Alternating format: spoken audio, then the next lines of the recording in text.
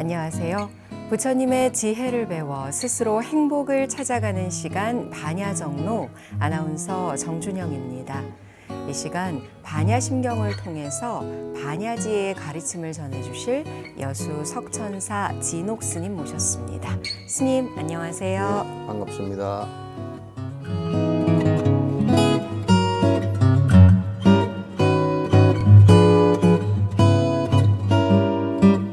스님 오늘은 반야심경 제목에 대해서 여쭤보도록 하겠습니다. 마하, 반야, 바라, 밀다, 심경. 불전들이 그리고 논전들이고 좋은 것이 제목들이 잘 달려 있어요. 그때 감각으로 보더라도 출판 감각으로 보면 굉장히 그 제목들이 잘 달려 있거든요. 그래서 제목 그것만 잘 살펴봐도 안에 어떤 철학적 내용이 있는지 그걸 갖다 잘 알 수가 있거든요. 그래서 우리가 경은 그 제목을 먼저 살펴보는 것이 굉장히 사실은 그 전체 파악을 하는데 네. 도움이 됩니다. 그러니까 지금 안에서 부처님께서 무슨 말씀을 구체적으로 하셨는지를 갖다 알 수 있는 것 아닙니까, 그렇죠?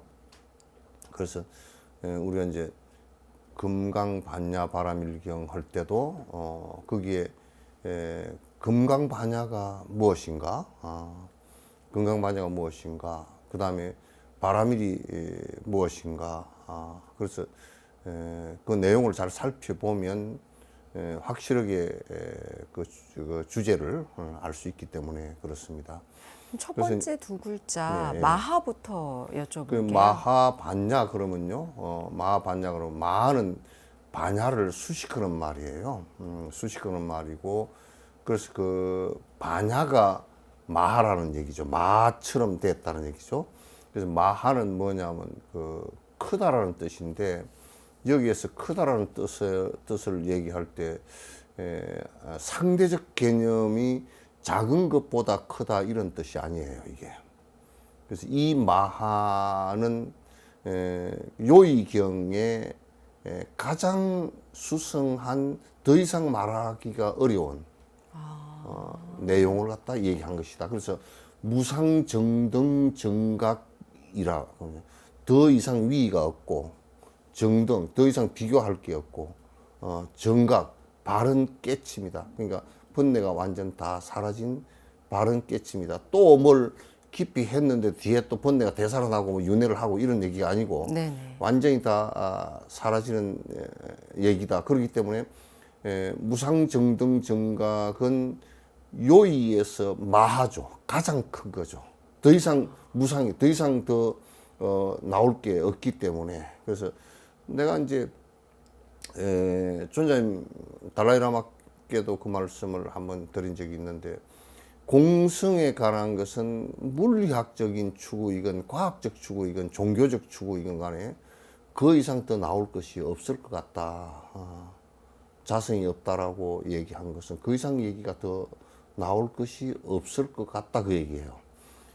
그러니까 여기에서는 상대적으로 이건 작고 이건 크고, 또 작은 거 크다 그러더라도 이것보다 더 큰 것이 또 있으면 또 작고 그렇잖아요. 네.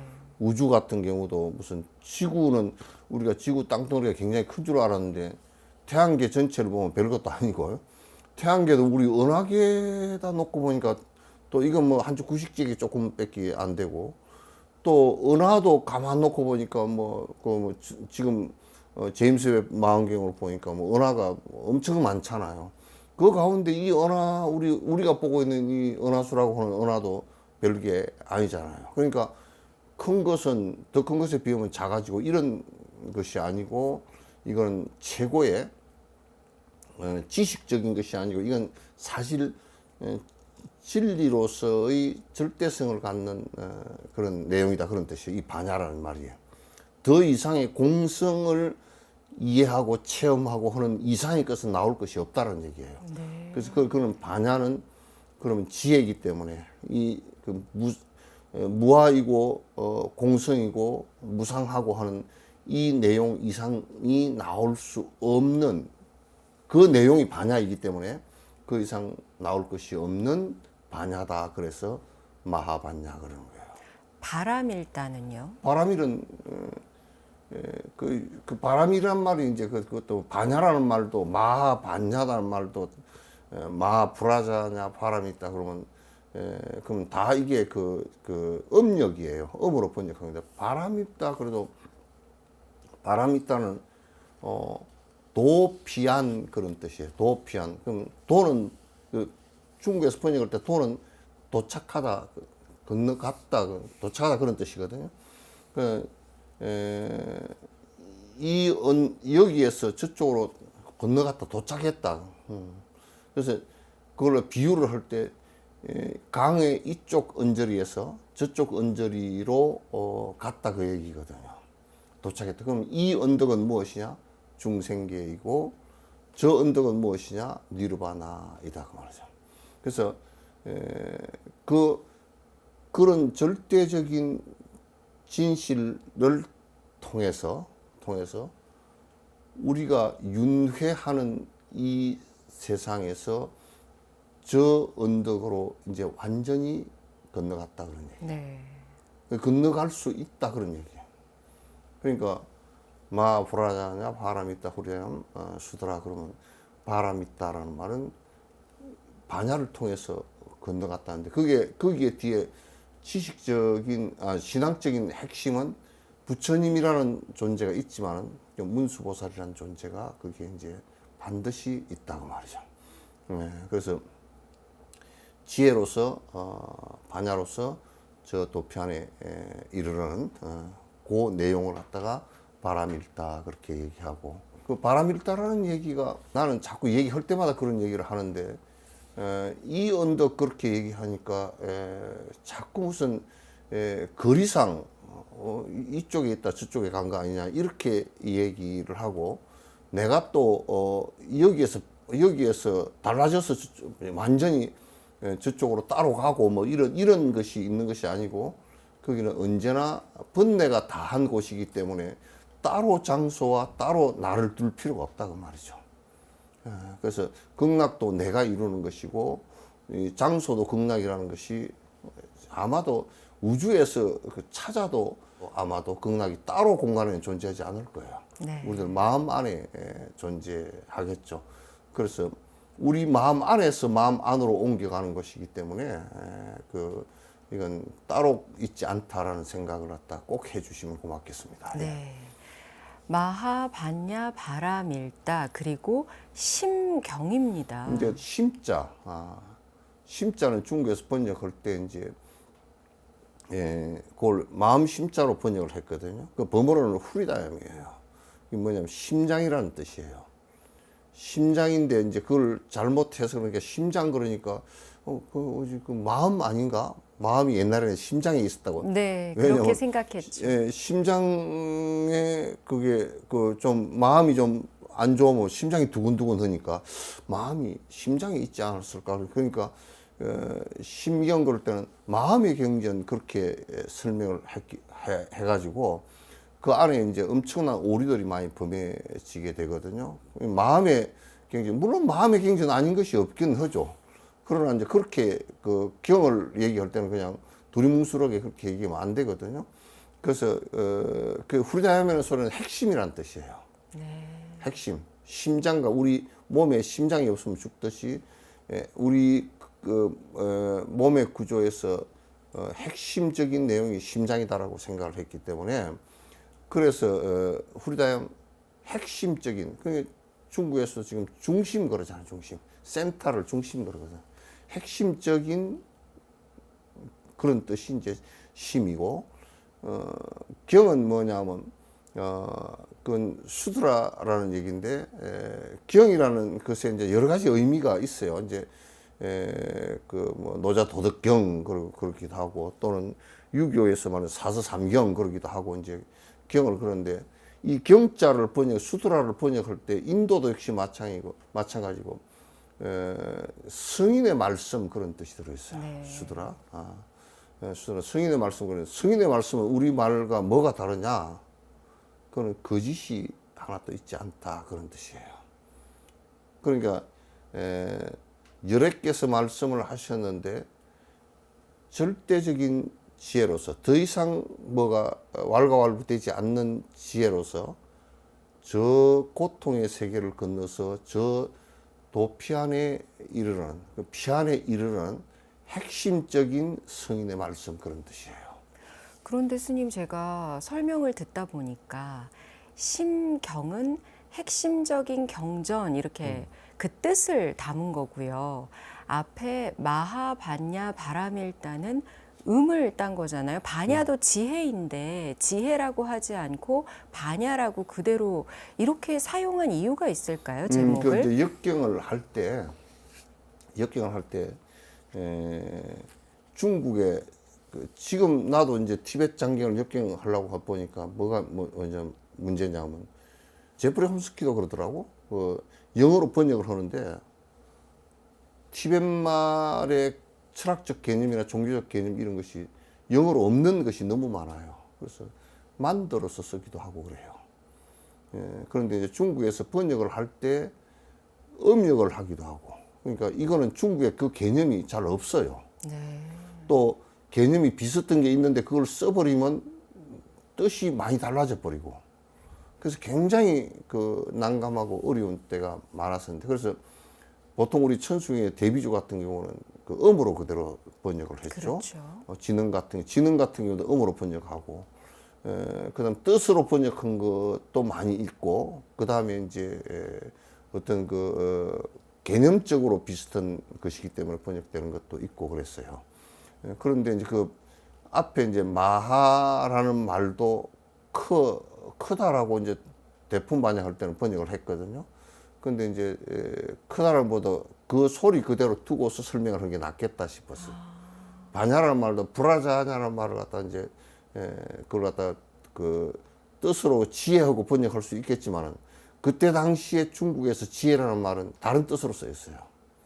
그때 당시에 중국에서 지혜라는 말은 이를테면 그 정치적 지식이 높다든지 무슨 사회적 지식이 높다든지 그런 것을 지혜라고 이제 썼고 공서나 그 다음에 노자의 말씀을 지혜롭다라고 썼기 때문에 부처님 말씀이 동의어가 돼버릴까 싶어서 이제 그걸 안 썼고 반야라는 말을 그대로 썼던 것 같아요. 그래서 바라밀도 역시 마찬가지고요. 그래서 바라밀도 도피안으로 번역을 하긴 했어요. 설명할 때 그렇게 이제 많이 썼죠. 그런데 밑에 이제 심경은 핵심이라는 말은 심자로 이제 중국말로 바꿨고, 그다음 경이라는 말도 그 중국말로 바꿨어요. 네. 경전의 대부분을 보다 보면 첫 구절이 여시아문 나는 이렇게 들었다 시작이 되는데요. 이 구절 반야심경도 광본에는 있다고 알고 있거든요. 그는 뭐 광본, 약본 할 것 없이 약본이 이제 줄여서 한 말이고 반야심경 자체에서도 그 여시아문 있죠. 네. 요즘 그 육성치라 그래서 6가지, 6가지의 이 법회가 열린 그 인연에 관해서 쭉 설명하는데 그건 상당히 우리가 그 불교를 갖다가 연구하는 학자들한테나 우리들한테는 신뢰감을 주는 겁니다. 그게 없으면 아이고 언제 했는지도 모르고 누구고 얘기했는지도 모르고 그냥 부처님께서 어디 뭐 허공에 대고 얘기했나 이렇게 생각할 수 있잖아요. 네. 그래서 제일 첫머리에 그게 여시아문이 나오거든요. 그냥 풀면 이와 같이 내가 들었습니다. 그런 뜻이거든. 그건 왜 그러냐면 시력굴에서 처음 결집을 할 때 아란존자가 부처님 사촌이에요. 키도 비슷하던가 봐. 그 뒤에서 한 100m나 50m 뒤에서 보면 부처님이가 아닌가 구분이 안 돼. 너무 닮으셨던가 봐. 네. 그러니까 그 태강에도 아란존자 가섭존자는 좀 넓고 뭐 쭈글쭈글하게 좀 그려놨는데 아란존자는 그냥 얼굴이 팽팽하고 잘 그려놨잖아요. 그러니까 부처님과 너무 같았기 때문에 그때 당시에 문제가 발생했다는 거야. 뭔 문제가 발생했느냐? 부처님 열반하시고 나서 부처님이 워낙 대단한 분이었기 때문에 도로 오셨냐 제자들이 그렇게 생각할 수도 있고. 네. 그러니까 결집을 하는데 칠흑굴에 모였는데 아란존자가 이제 아라한가를 이루고 들어와서 앉아서 아란존자가 제일 많이 부처님 말씀을 들었잖아요. 25년 동안 시자를 했으니까. 그러니까 이제 그 얘기를 전부 다 내가 한때 이와 같이 들었습니다. 뭐 언제 뭐 누가 뭐 모이고 뭐가 했었는데 어디서 했는데 그 얘기를 이렇게 하고 누가 질문을 이렇게 하고 쭉 설명을 할 거 아니야. 들은 것을. 그러면 아라한들이 전부 다 듣고 있다. 나도 그때 들었는데 그 소리는 아닌 것 같고 그러면 대중이 전부 다 동의를 해가지고 그 편집을 하는 거예요. 그렇게 할 때 아란이 맨 윗자리에 앉아가지고 이제 그 말을 했단 말이죠. 네. 그냥 아란가를 이미 이루었고 그래서 앉아 계신 모습이 너무 그렇게 부처님이 다시 오셨는가. 사람들이 보면 착각을 할 정도야. 그러니까 이제 아란존자가 뭐라 그러냐면 내가 이와 같이 들었습니다. 내가 들었다 이게. 내 얘기가 아니다 그 말이죠. 내 얘기 열애가 다시 와서 하는 얘기도 아니고 나는 열애의 사촌이고 나는 그때 이렇게 내가 들었다. 내가 여시아무 이와 같이 들었다. 거기에서 이와 같이는 그 안에 이제 내용이에요. 네. 본론 내용이란 말. 이와 같이 내가 들었다라는 것을 갖다 칠흑굴에서 그 결집을 할 때 그런 착각을 없애고 완벽하게 열애의 말씀을 드러나게 하기 위해서 그렇게 여시아문을 했다. 이제 이렇게 보시면 돼요. 네. 그럼 앞서서 말씀하신 육성취가 경전에서는 다 앞부분에 드러난다라고 하셨는데 6가지니까 얼핏 생각나는 것이 스님 보통 육하원칙이라고 하잖아요. 네. 비슷한 건가요? 비슷하기는 해도 이제 똑같지는 않습니다. 네. 누가 언제 어떻게 무엇을 왜 뭐 이렇게 해서 육하원칙 보통 기자들이나 이런 사람들이 쓸 때는 그걸 원칙으로 해서 사실을 확보하잖아요. 그렇죠. 그런데 여시함은 일시불 여시함 이와 같이 내가 들었다고 말이죠. 네. 이와 같이 들었다 하면 일시 한때 그 시간을 같은 거예요. 불 부처님께서 어디서 왕사성에서 왕사성 기사굴산에서 그때 비구 얼마와 보살 대중이 얼마가 있었다. 누가 있었다. 그래서 6가지로 그 성취라는 말을 쓰는 것은 그렇게 해줌으로써 이 법회가 거짓이 아니 이 기록이 허위가 아니다라는 것을 갖다 그 사실로서 확인해 주는 것이거든요. 네. 그래서 육성취라는 말을 쓰고 이제 여기는 육하원칙 요즘에 우리가 쓰는 건 육하원칙이라는 말을 쓰는데 이것 때문에 아마 불교의 신뢰성이 굉장히 높아졌고 서지학적인 그런 연구에 있어서도 굉장히 도움됐고 많은 사람들이 믿음을 갖게 되는 그 원인도 되지 않았나라는 생각을 합니다. 네. 바로 이 육성취 때문에 불교 경전이 그냥 쓰여진 것이 아니라 역사적 사실을 바탕으로 하고 있음을 알려주는 그럼요. 단서죠. 그게 나는 처음에 지금 한 몇 년 됐나 한 5년 전인가 처음에 이제 성지순례를 갔는데 경전을 본 그대로가 거기 다 있더라고. 가면서 눈물 났지. 그러니까 부처님께서 왕사성 영축산에서 설법을 하셨다. 법화경 설법을 거기서 하셨다. 그 부처님께서 앉아 계셨던 그 자리가 그대로 있거든요. 지금도 그대로 네. 있고요. 또 기원정사 우리 건강경 기수국 고독원 여대 비구중 1250인 쪽 그래 여기에 열애향실에 부처님께서 계시던 부처님 쉬시던 방이 있거든요. 그 가운데 지금도 그대로 그 백돌로 해서 이렇게 되어 있는데 그러니까 여기서 부처님께서 계셨구나. 그리고 여기 탁발하시고 돌아오셔가지고 여기서 그 설법하시고 그렇게 하셨구나. 그런 것이 다 있잖아요. 경전 나온 얘기 그대로 그 사실을 갖다 그대로 다 그 확인을 하니까 나란타 대학 같은 경우는 한참 뒤에 얘기지만은 확인을 하니까 너무너무 생생한 거야. 역사적 그 유적이 다 되기 때문에. 네, 네. 우리는 경전을 봤기 때문에 다니면서 어디다 그러면 칠흑굴에 여는 결집한 곳 그런 거 다 드러나잖아요. 네. 그래서 그런 것이 정말 사실로 잘 드러나 있어서 경전이 참으로 신뢰 있게 기록을 했구나라는 것을 갖다 우리가 이제 알 수가 있죠. 예.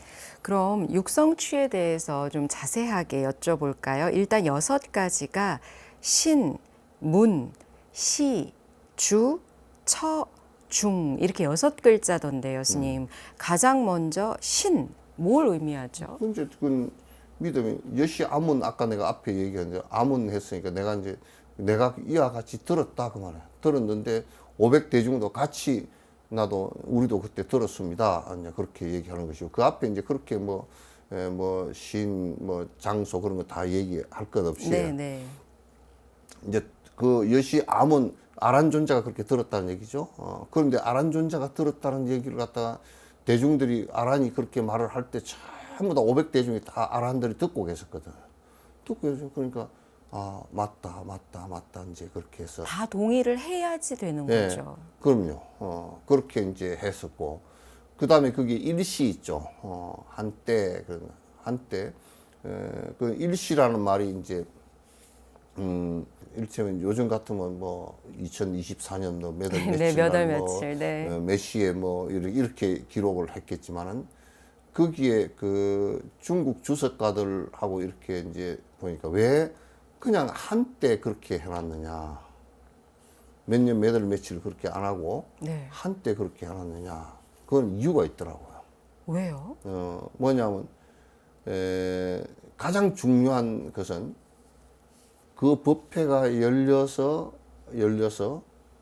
스승과 제자가 정신적으로 서로 동의하고 하나가 되는 순간이란 말이에요. 그때를 얘기한 것이다. 한때라는 말은. 그러니까 특정 시기가 아니라요? 그 시간을 갖다 했다 그러면 그때 당시에 그냥 몇 년, 몇 월, 며칠, 몇 시에 이렇게 했겠죠. 그러나 그렇게 안 한 이유가 스승과 제자의 법이 상응하고 상통하는 때다.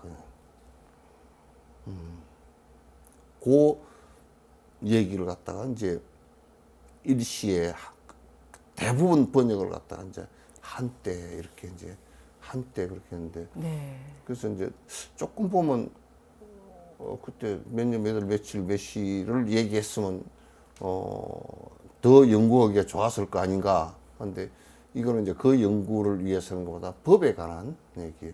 오늘 한때 참 제자들하고 스승하고 스승의 설법과 제자들이 환희하고 받아들여서 바뀌어가는 그 순간을 갖다 이제 얘기하신 게 아닌가.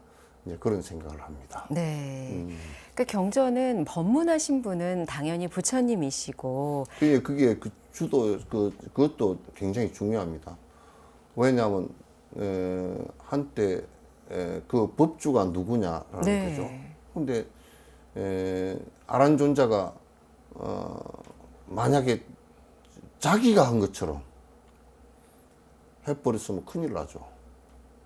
그래서 불교의 그 모든 그 체계와 시스템은 부처님 얘기를 갖다 자기 얘기처럼 하는 것은 특히 도인들 같은 경우는 부처님 얘기를 갖다 자기 얘기처럼 하는 경우는 거의 없습니다. 그냥 부처님 얘기다. 나는 부처님의 제자이고 그렇기 때문에 꼭 반드시 자기가 그 글을 쓰거나 그러면 논이라 그러거나 그 해석을 하면 소라 그러거나 초 이렇게 해서 구분을 하지. 내가 얘기했는데 용수보살 같은 데 중론을 썼지 논이라 그러지. 내가 논을 써서 중론의 경이다 이렇게 얘기하지 않아요. 중간의 경이다 이렇게 얘기하지 않아요. 이게 불교 안에서는 불문율이에요. 이제 이런 걸 모르는 사람들이 막 그 대성경전을 갖다 누가 다 썼다 그렇게 얘기하는 사람도 있고 이제 그렇지만 또 그렇지 않아요. 그래서 여기에서 말씀해 주시는 분은 법주는 부처입니다. 지금 우리는 그분의 말씀을 갖다가 전부 다 그분이 교주이시고 가르침의 핵심 주인이시고 또 이 법회도 그분이 주도를 해 주셨다. 네. 그렇기 때문에 신뢰성이 더 이제 크게 주어지는 것이죠. 그 경전의 시작이 여시아문 나는 이와 같이 들었습니다. 부처님께서 말씀을 하셨는데 하면서 이제 내용이 나오는데요. 거기서 또 중요한 것이 하나가 바로 장소입니다. 그러니까 이게 어디서 했느냐?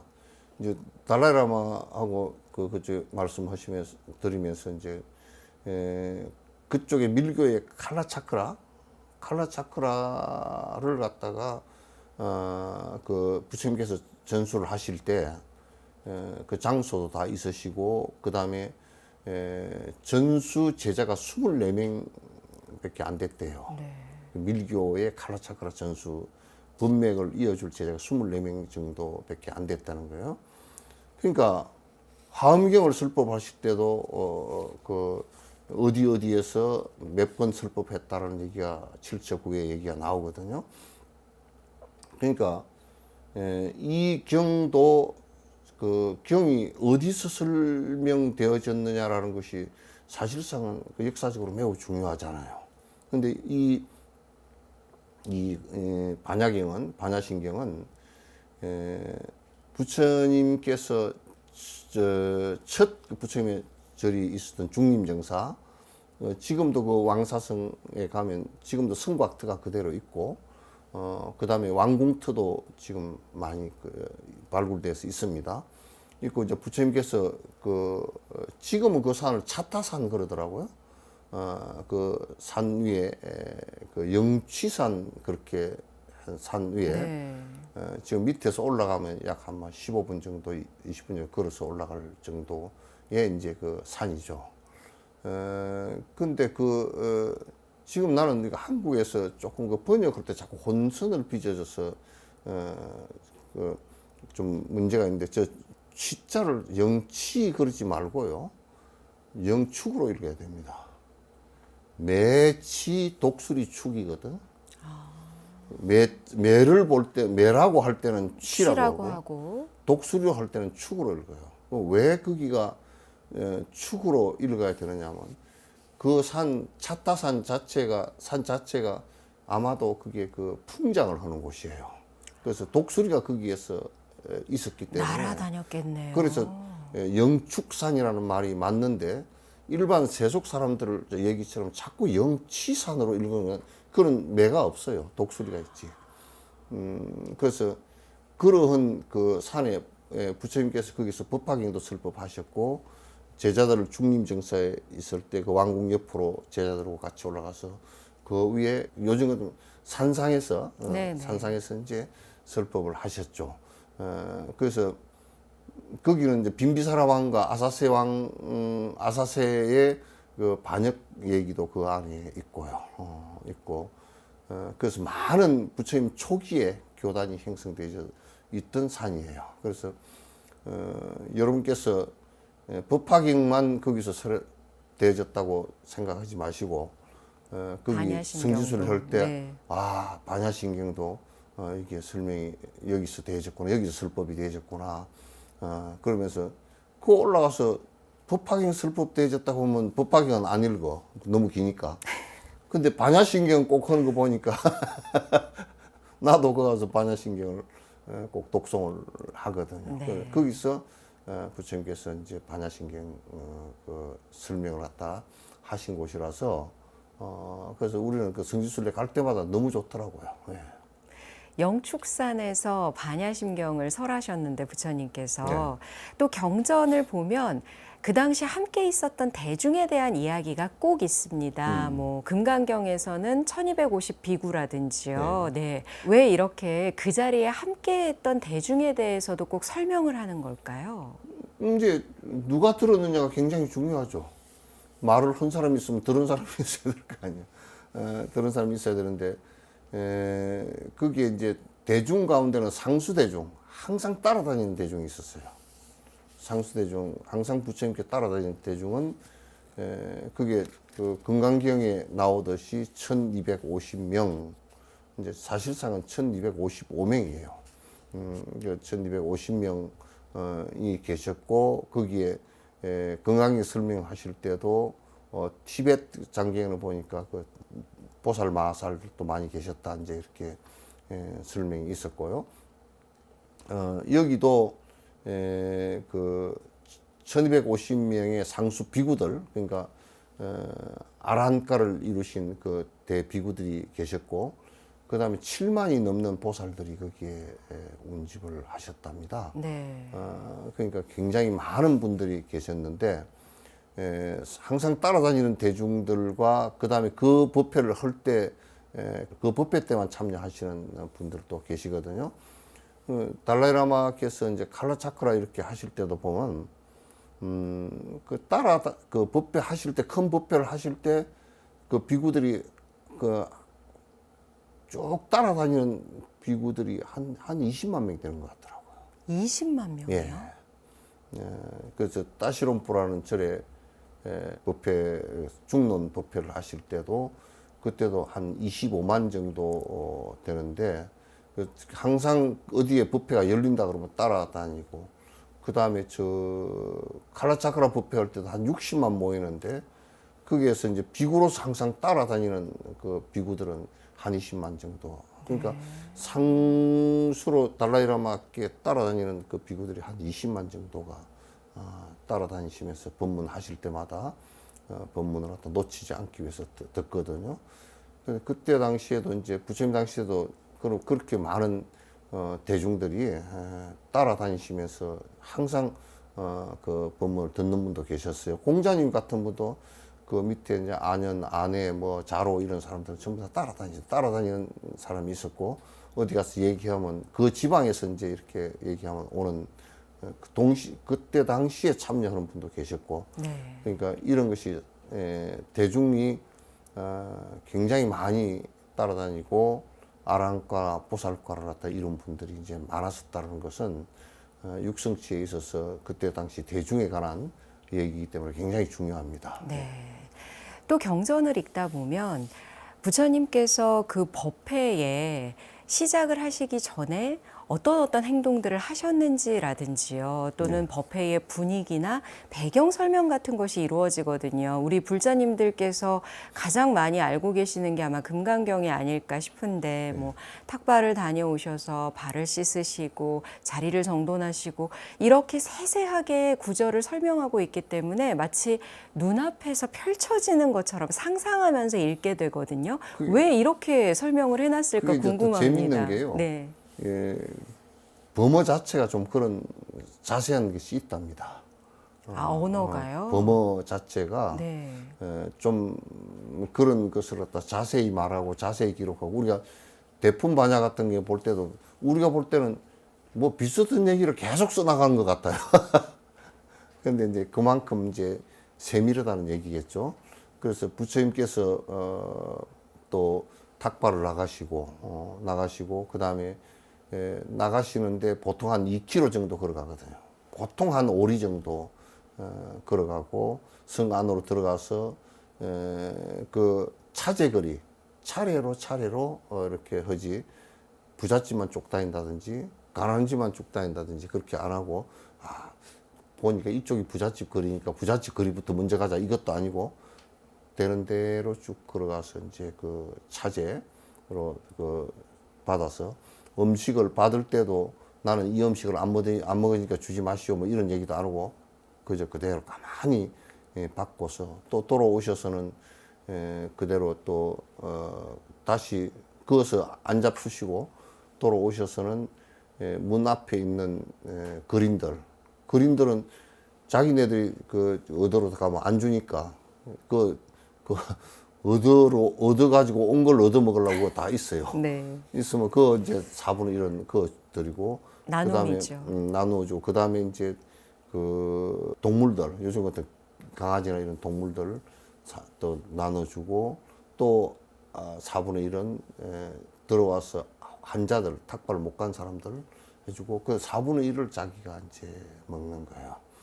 돌아와서는 이제 잘 손발 씻으시고, 걸치고 나왔던 대가사에 걸쳐 놓으시고, 그 다음에 이제, 그 가사 다 얹으시고, 자복 위에 바로 다 씻어서 이제 올려놓고, 네. 바로도 좀 자기, 그 바로 다 씻어 올려놓고, 이제 그 다음에 이제 이제 양치하시고 내려가서 그대로 그 법상에 올라앉아서 대중이 올 때까지 조용히 이제 명상에 들어가죠.